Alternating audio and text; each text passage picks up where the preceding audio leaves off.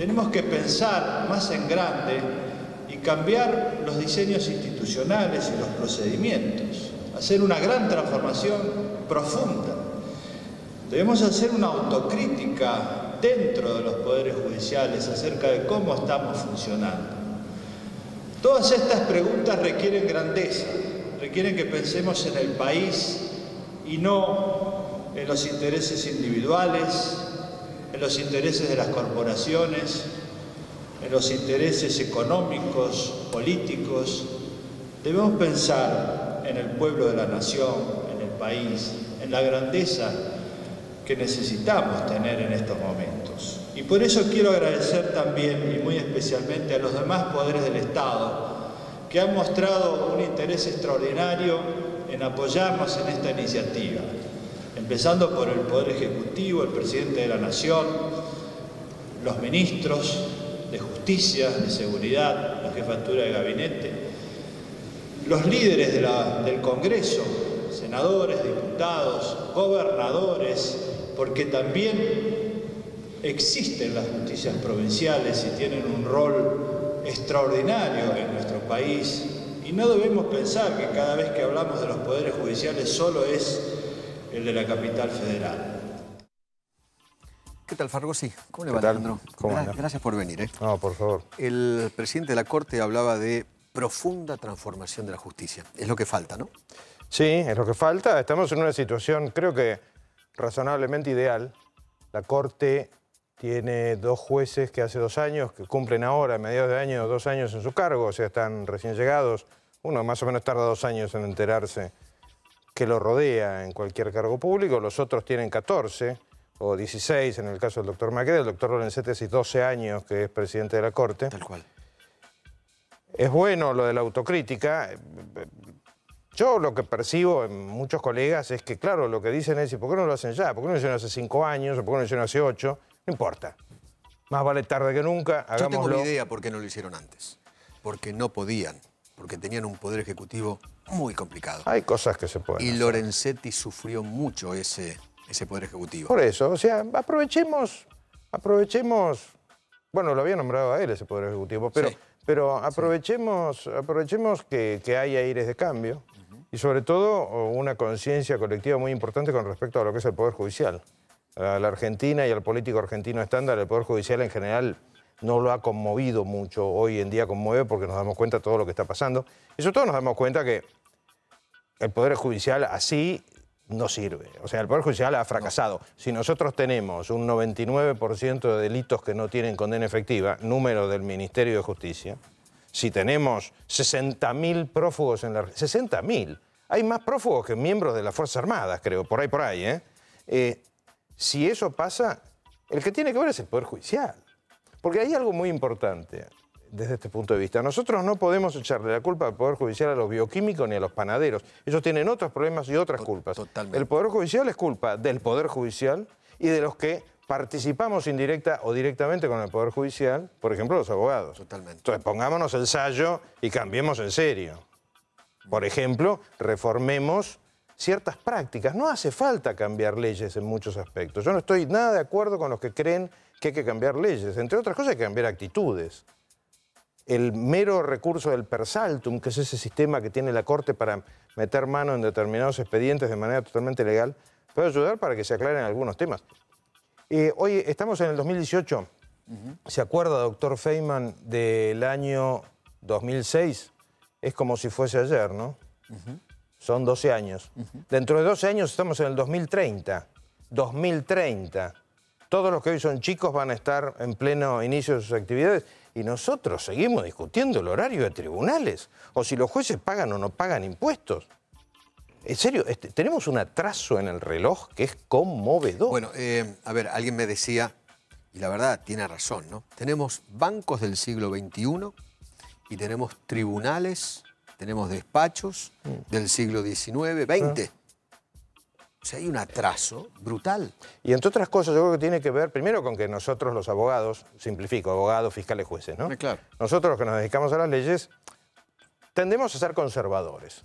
Y encima tenemos una soberbia monumental, y me hago cargo de la parte de la soberbia que me toca, Y creemos que primero con las leyes se modifica la realidad. Con las leyes no se modifica la realidad tan linealmente. Hay que cambiar la actitud. Segundo, despreciamos, sin decirlo, a las otras profesiones. Por ejemplo, ¿cómo es esto de que los dictámenes periciales de médicos que estudiaron como locos para llegar a ser perito psiquiatra, un juez los deja de lado alegremente? ¿Cómo es esto de que los abogados, hechos jueces o hechos fiscales, creemos que podemos organizar un juzgado o el Poder Judicial? Los abogados somos la mayoría de los que conozco. Todo lo que tenemos de creativo lo tenemos de incapacitados para administrar una cuenta corriente bancaria simple. ¿Qué quiero decir con esto? Uno arma una comisión para organizar el Poder Judicial. Yo lo primero que hago es llamar a un licenciado en Administración de Empresas.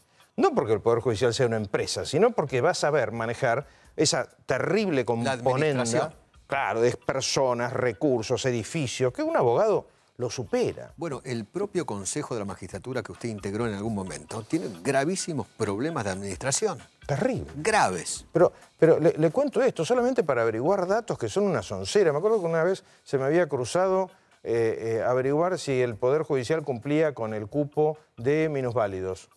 Tuve como 3 meses para encontrar el dato, que por supuesto no cumple, porque en lugar del 4% del 0,00002, una cosa por el estilo. ¿Por qué la sociedad argentina tiene tan mala imagen en la justicia? El 78% dice que la justicia argentina, así como está, no sirve para nada. ¿Por qué? Y porque es la realidad.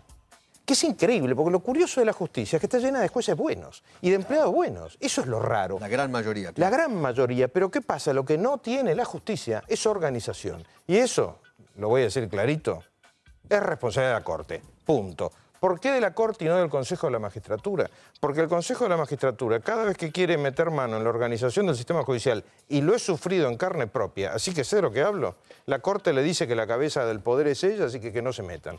No lo dice de esa manera tan explícita, pero esta realidad en la que tenemos buenísimos jueces, empleados y demás, fiscales, y el sistema no funciona, es porque es como tener una orquesta sin director capacitado. ¿Por qué importa un director de orquesta? Además, más allá de todos los buenos fiscales y jueces que hay, que los hay y muchos, yo creo que es el 90%. Sin duda. Pero cuando aparecen casos como, por ejemplo, el otro día, un juez abolicionista que te deja libre a un violador y ese violador termina matando, o un abusador y después termina matando, la gente dice, no, pero así no se puede vivir. Bueno, ahí tenemos un problema complicadito que es el siguiente. Primero, este tema de las salidas transitorias y demás, que es una de las herencias que nos dejó Zaffaroni, que se potencia con lo que se ha dado en llamar jueces de garantías o jueces de ejecución. ¿Por qué? Porque creo que ahí está uno de los problemas más graves, y es, en un determinado momento a algún abolicionista se le ocurrió que el juez que había intervenido en la causa donde fulanito fue condenado, había prejuzgado sobre fulanito, y entonces todo lo que tenía que ver con el cumplimiento de su condena no lo podía ver él, lo tiene que ver otro juez. Conclusión, inventaron los juzgados de ejecución. De ejecución, que después no tienen tiempo, todos no tienen tiempo para leer. Y como los jueces tienen una formación, los jueces penales tienen una formación de en la duda libera,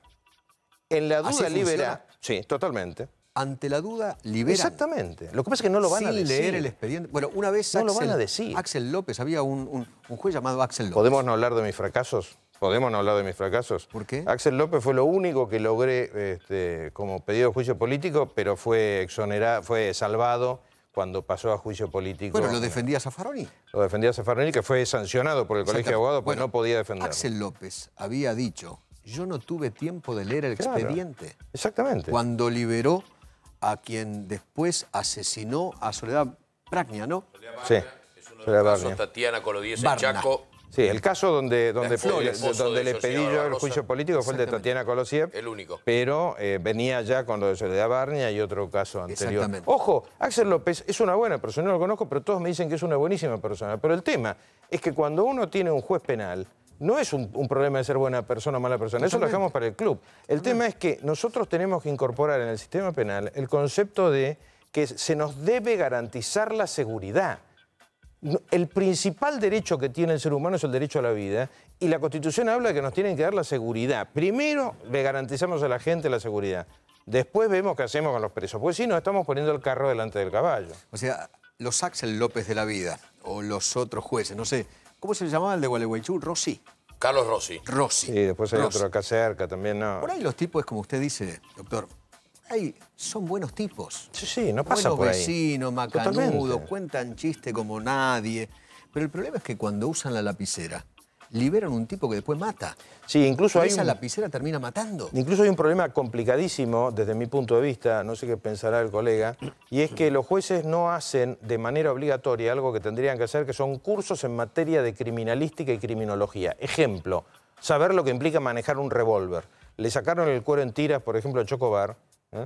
Tirar de acá donde está esa cámara y pegarle a las piernas ya es buena puntería. Es muy difícil manejar un arma. Ejemplo, la distancia de 7 metros para abajo es un tema que se estudia. La distancia de 7 metros para abajo está probado por una teoría que se llama Tweller. Es más peligroso un cuchillo que un revólver. En fin, no se puede juzgar la realidad desde un escritorio, porque nosotros acá podemos hacer cualquier cosa, un edificio podemos Totalmente. hacer. El tema es que después tenemos que lograr que no se caiga. Total, el papel resiste cualquier cosa. El papel resiste cualquier cosa. Exactamente. Y todo eso es un tema de organización. Ejemplo, ¿por qué motivo los jueces no tienen que hacer cursos obligatorios? ¿Por qué motivo? ¿Cómo es esto?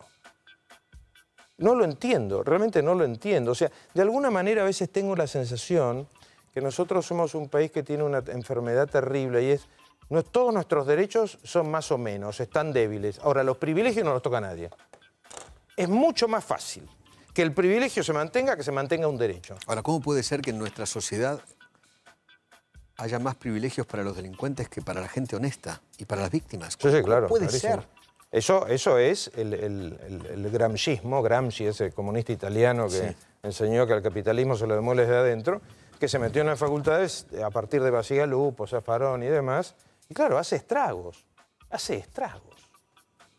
Y la prueba es que hay arriba entre 5 y 10.000 muertos por año en hechos delictivos según el año, entre 5 y 10.000 de los delitos denunciados o de los clasificados. Creo que en la época de Scioli, en la provincia de Buenos Aires, se habían inventado una categoría que se llamaba algo así como muerto por razones externas al cuerpo, para no catalogarlo como un posible homicidio. Habían inventado una categoría... Sí, en serio.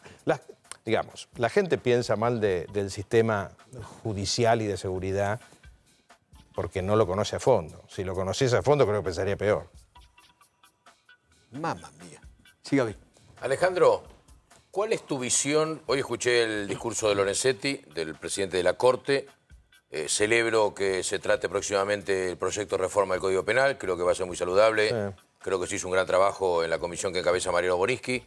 Yo tengo una visión y quiero conocer la tuya sobre un aspecto central de la justicia que tiene que ver más allá de la reforma del Código Penal, el Código Procesal Penal que se va a empezar a implementar en corto tiempo a través del sistema de los fiscales que investigan, que tiene que ver, y vos caminás tribunales también, que tiene que ver con la estructura judicial, la estructura de los tribunales, personal. Sobre eso me gustaría conocer tu opinión. Bueno, a eso me refería cuando comentaba lo de que es un tema que no podemos manejar los abogados, no sabemos manejarlos. A nosotros no nos enseñan en la facultad ni siquiera a manejar un estudio con una secretaria, no ya un poder judicial enorme. Eso es materia de ciencias de la administración de los recursos. Nos enseñan a leer los códigos.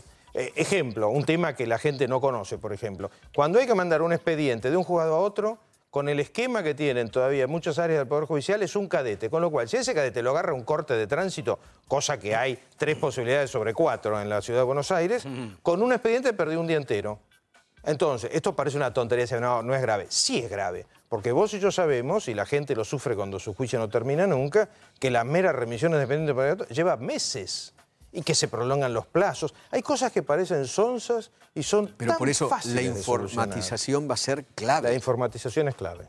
Es clave. Es me parece que tiene que ser. Pero, por ejemplo, si vos en la informática metés el idioma a veces incomprensible que tiene el sistema judicial del siglo XXI, en uno de estos juicios, siempre cuento una anécdota que parece tonta, juro que es verdad. En uno de los juicios que metí contra la democratización de la justicia, que por suerte los gané ambos, más por mérito del desastre que era la ley, no por mérito... Totalmente. Una vez, el expediente fue una de las tantas veces que fue a Cámara, la Cámara toma una decisión de media carilla, no la entendí. Llamé al empleado, no la entendió. Hablé con el secretario, no la entendió. Es la primera vez que me pasa, salvo con un filósofo que se llamaba Whitehead, que no lo entendió nadie nunca en la historia de la filosofía. Es la primera vez que me pasa de no entender media carilla. ¿Y por qué? Porque no era castellano. ¿Y qué era? Eran palabras castellanas mezcladas de una manera. Y ojo, esto se sufre con mucha frecuencia. ¿Y eso por qué? Ustedes los penalistas Copian y cuando pegan. hablan del encartado, uno dice en la calle el encartado y la gente supone que es alguien que le ligó un cartazo por Yo la cuando cabeza. digo acá consorte de causa, Eduardo me dice compañero de causa. El Por ejemplo, consorte de casa. ¿quién se casa con un cónyuge? Un uno abogado tiene- se casa con un uno cónyuge. tiene- La gente se casa con Claro. un hombre o una mujer. Uno tiene asimilado un vocabulario que... No, pero en serio, lo del vocabulario no es secundario. No, por porque supuesto. Es muy importante ser claro. Totalmente. Ser breve. No hay por qué. Y encima, vos sabés que la informática tiene un efecto nefasto y es que es tan fácil copiar y pegar que ¿cómo es que hace uno cuando quiere ganar tiempo? En lugar de escribir 10 páginas, escribe 200. Y cuando la sentencia quiere disimular algo, le mete 300 páginas. ¡Ojo con eso! Entonces, ¿por qué no nos ayornamos de la cabeza? Porque el gran tema no solamente es modernizar esas cosas, sino ayornarnos de la cabeza. Pero bueno, Y es utilizar algo que se mucho puede más, lograr, me parece que la justicia lo que tiene que hacer, porque la gente lo está pidiendo a gritos, es utilizar más el sentido común. Sentido común. Hay un diccionario. Se perdió, ¿no? Está perdido. Bueno, yo pongo siempre la metáfora de los que más admiro, que son los médicos, porque los médicos, la verdad es que comparados con nosotros estudian muchísimo más. Usted y yo, nosotros tres que estudiamos Derecho, lo sabemos. Pero, ¿cuál es el drama que tiene uno con los médicos hiperespecializados? Que lo curan, por ejemplo, del cáncer que puede tener y por ahí lo matan de otra cosa. Por eso la importancia del clínico. ¿Esto por qué es? Yo tengo la teoría que cuando uno se especializa excesivamente en un tema, pierde la visión de conjunto, Claro. que en nuestra materia, que es la legal, le llamamos el sentido común. Claro. El ejemplo del libro que doy de la materia jurídica es que nos pasamos, los jóvenes no saben ni de lo que voy a hablar, pero nos pasamos 40 años en la Argentina, o 30 y pico de años, no pudiendo dar cheques a fecha, sencillamente porque la ley decía que el cheque era una orden de pago, no una promesa de pago. Por ese apotegma, que es, desde un punto de vista lógico, perfecto, pero no sirve para nada, estuvimos en la ilegalidad todos los que dábamos cheques a fecha desde el año 62 hasta el año 90 y pico. Alejandro, le agradezco mucho haber venido, ¿eh? Fue muy, pero muy amable. Gracias, ¿eh?